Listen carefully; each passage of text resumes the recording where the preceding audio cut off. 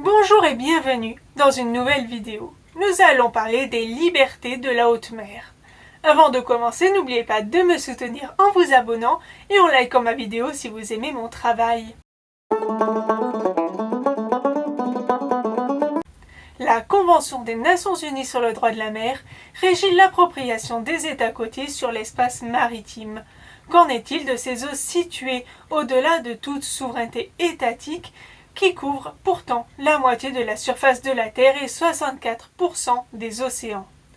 La définition de la haute mer est donnée à l'article 86 qui indique que le champ d'application de la partie relative à la haute mer s'applique à toutes les parties de la mer qui ne sont comprises ni dans la zone économique exclusive, la mer territoriale ou les eaux intérieures d'un État, ni dans les eaux archipélagiques d'un archipel. En d'autres termes, les eaux situées au-delà des juridictions nationales.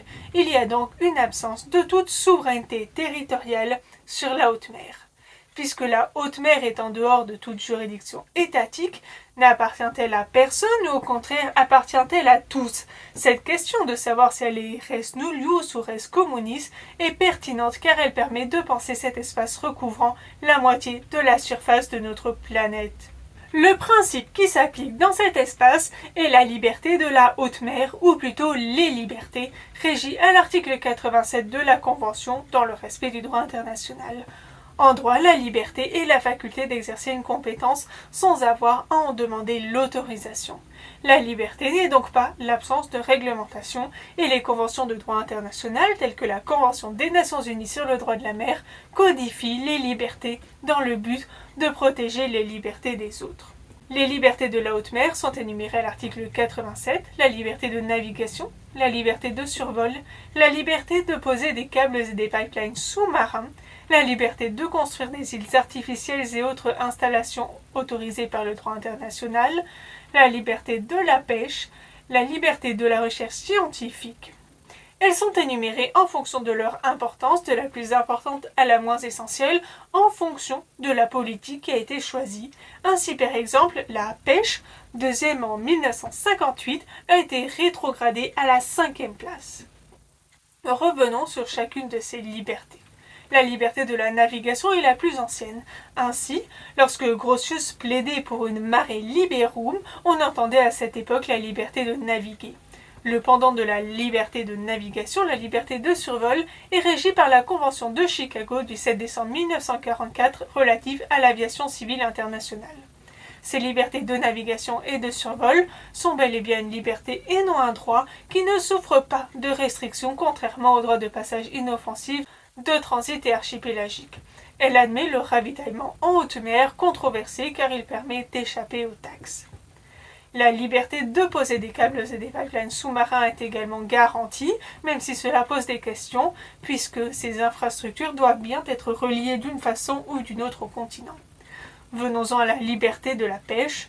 Depuis le moratoire sur la baleine de 1986, ce sont avant tout les grands pélagiques tels que les thonidés qui sont sujets à la pêche. En effet, la plupart des espèces vivent près des côtes.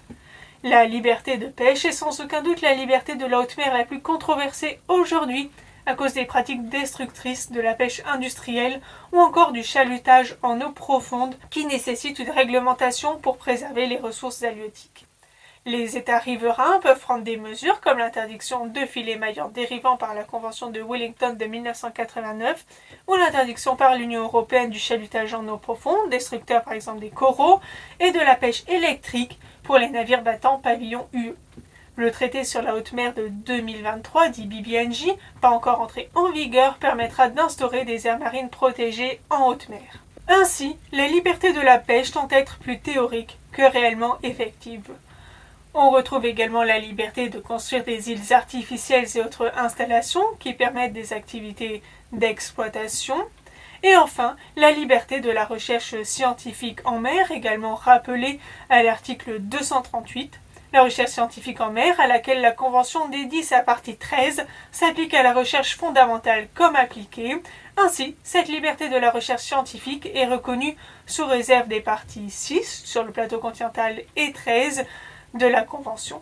Elle est juridiquement très encadrée et favorise la coopération internationale et l'accès à l'information. Le régime de la recherche scientifique en mer prévoit notamment le partage des résultats avec les États côtiers en développement.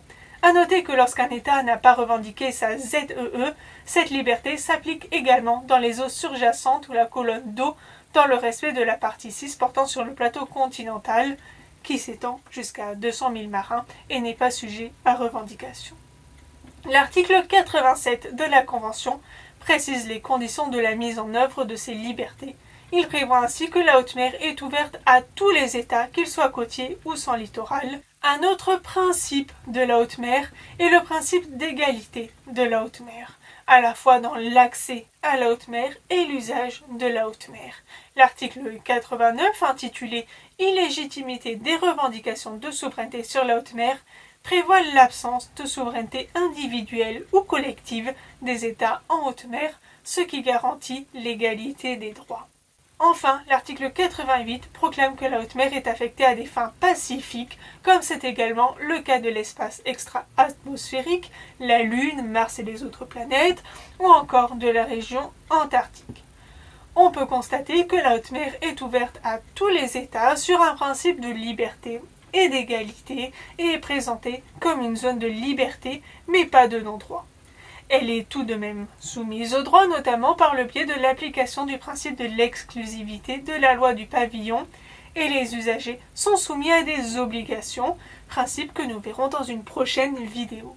J'espère que cette vidéo vous aura été instructive et que vous apprécierez également les prochains épisodes. À bientôt dans une nouvelle vidéo.